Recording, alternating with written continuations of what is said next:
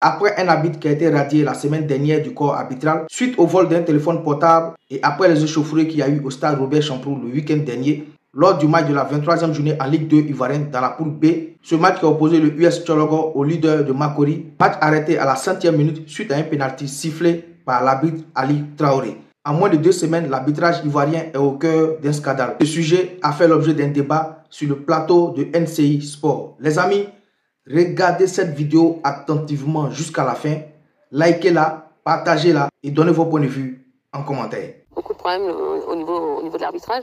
Est-ce que vous craignez un petit peu quand même pour la fin du championnat, Guillaume Aoutou? Absolument. Si je dis non, c'est que j'ai menti. Je crains.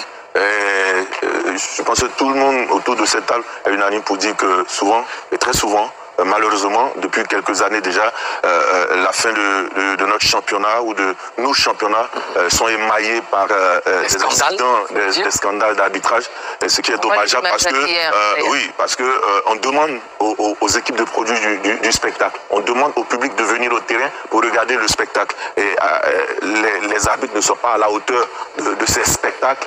Je ne sais pas si, soit ils n'ont pas la capacité ou, je veux dire, l'intellect pour être arbitre, ou ils font exprès pour fausser les résultats. Mais vraiment, moi, c'est à craindre. C'est à craindre.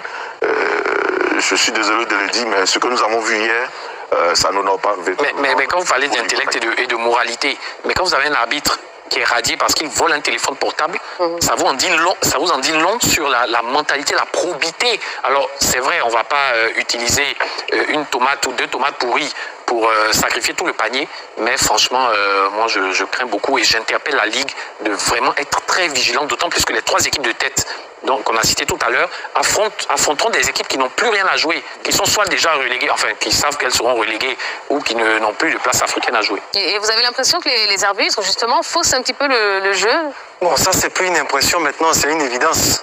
Je dis le cas de l'arbitre d'hier, M. Touré, Ali, bon, je dis depuis la fin de saison dernière à cette saison, ça fait 3 matchs où véritablement il s'identifie comme celui qui doit décider du sort d'une rencontre à partir d'un moment. Je pense qu'on va pas, la commission ne peut pas continuer à lui donner une seconde chance parce qu'à la fin, c'est lui qui, je dis, il salue le nom de toute une corporation. Il faut être assez fort dans les décisions parce que pour moi, véritablement, cet arbitre-là, il n'a même plus le niveau pour arbitrer le championnat, quelle que soit la division.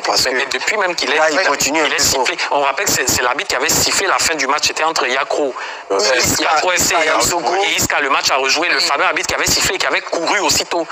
Cette année, il a refait encore Iska Korogo en décembre dernier. Bon, je pense que lui, il fait exprès maintenant. Non, franchement, il n'a plus rien à faire dans la oui. Écoutez, moi personnellement, c'est vrai que ces arbitres-là, c'est vraiment ce qu'ils nous produisent depuis quelques années. On le dit, on le répète. Mais pourquoi ces arbitres-là sont encore là? Pourquoi ce même arbitre-là? C'est lui qui est parmi, et je suis sûr même qu'il est parmi les arbitres payés par la fédération. Ça veut dire qu'il est compétent? Ça veut dire qu'ils sont satisfaits de son rendement? Tous ces arbitres qui nous produisent ce spectacle-là sont récompensés. Donc la question, c'est pas est-ce qu'ils sont compétents ou pas. C'est qu'est-ce que ceux qui s'occupent d'eux, qu'est-ce qu'ils font de ces arbitres-là pour qu'on les retrouve chaque fois à l'œuvre, pour qu'ils viennent chaque fois créer ce genre de situation-là. Cet arbitre-là, depuis longtemps, il va être sanctionné. Mais il est là. On a vu des arbitres ici frapper des joueurs. Et c'est passé. Comme là, on a quoi, suspension d'1 mois, 2 mois, et puis allez, c'est fini. On a évacué ça. On voit tellement de choses et depuis des années. On le dit, on le répète. Mais c'est comme si c'est validé. On a l'impression que dans cette corporation-là, il faut faire ça pour être là. C'est l'impression que ça donne. On a l'impression que c'est l'impunité. Les gens, ils font ce qu'ils veulent. Et puis les responsables, ils sont là, ils couvrent les méfaits. Pour qu'un arbitre comme ça soit là, c'est parce qu'il a été validé, il a été couvert par ses responsables. Et puis surtout là, et il le fait parce qu'il sait qu'il a l'impunité derrière. Sinon, il n'aurait pas continué à faire ça. Et il n'est pas le seul. Allez voir un des deux. Allez voir en Détroit, en régional même, je n'en parle même pas. Non, mais au fait, c'est des scandales. Oui, mais ce qui est plus grave, c'est qu'avant, au moins, on s'était circonscrit au fait à leur performance sur le terrain en termes de qualité d'arbitrage. Mais maintenant, ça va bien au-delà du terrain. On parle de corruption, on parle de vol de téléphone portable, on parle de coups physiques, arbitre, joueur. Là, écoutez, franchement, il faut taper. Le bilan du président Idriss, vous croyez que ça, on ne va pas en tenir compte? Le championnat ivoirien, qu'est-ce qu'il en a fait depuis? C'est vrai que l'équipe nationale, c'est parfait. On a gagné la CAN, les élections sont bien en tout, mais le championnat national, ça ne fait pas partie de son cahier de charges. Regardez où nous en sommes avec le championnat national. Les terrains sont toujours vides.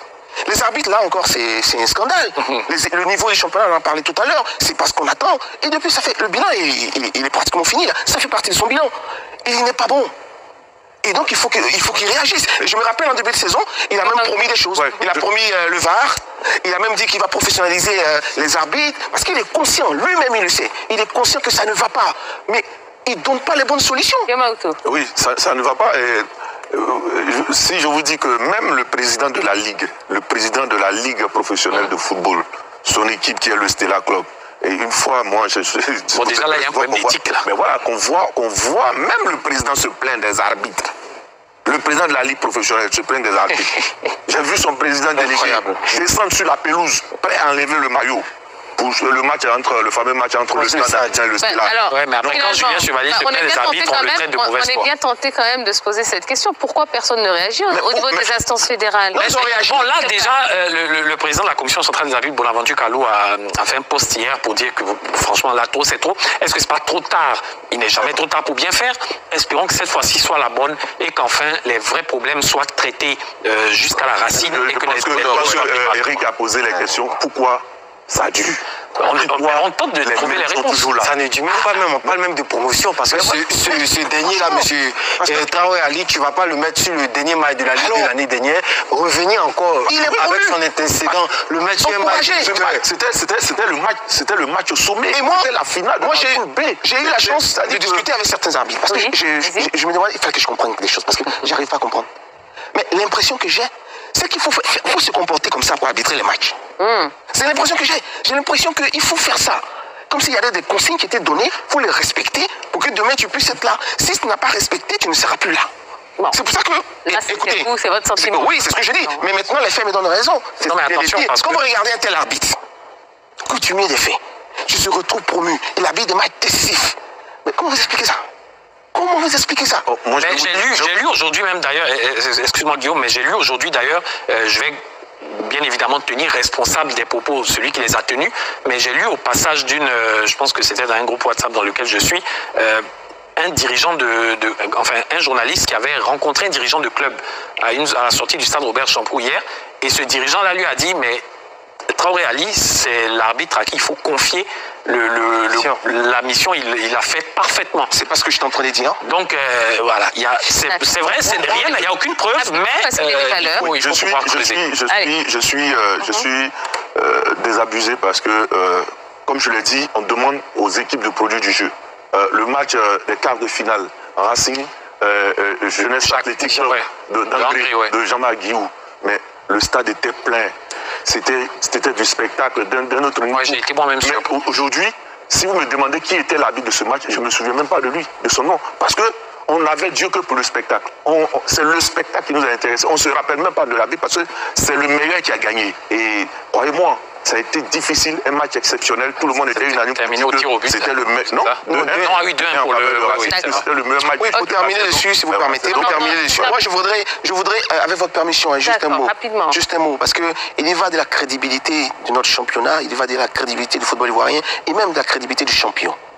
Et là, c'est à tous les niveaux, que ce soit en première division, deuxième division, troisième. Je vous assure, les plaintes dans les divisions inférieures, c'est pas croyable. On a l'impression qu'on a désigné déjà quelqu'un qui doit monter chaque année. Et donc, il faut que le président Idriss, c'est vrai qu'il s'occupe bien de l'équipe nationale, tout ça, mais c'est pas que ça. Il faut qu'il se réveille. L'année dernière, il a fait une conférence en début de saison pour nous dire ils vont professionnaliser. Non, je termine dessus. Voilà. Il a donné des solutions. S'il vous plaît. Parce que vous avez posé la question tout à l'heure, quelles sont les bonnes solutions? Il en a donné des solutions. Visiblement, ces solutions-là ne marchent pas. Il faut qu'il réagisse.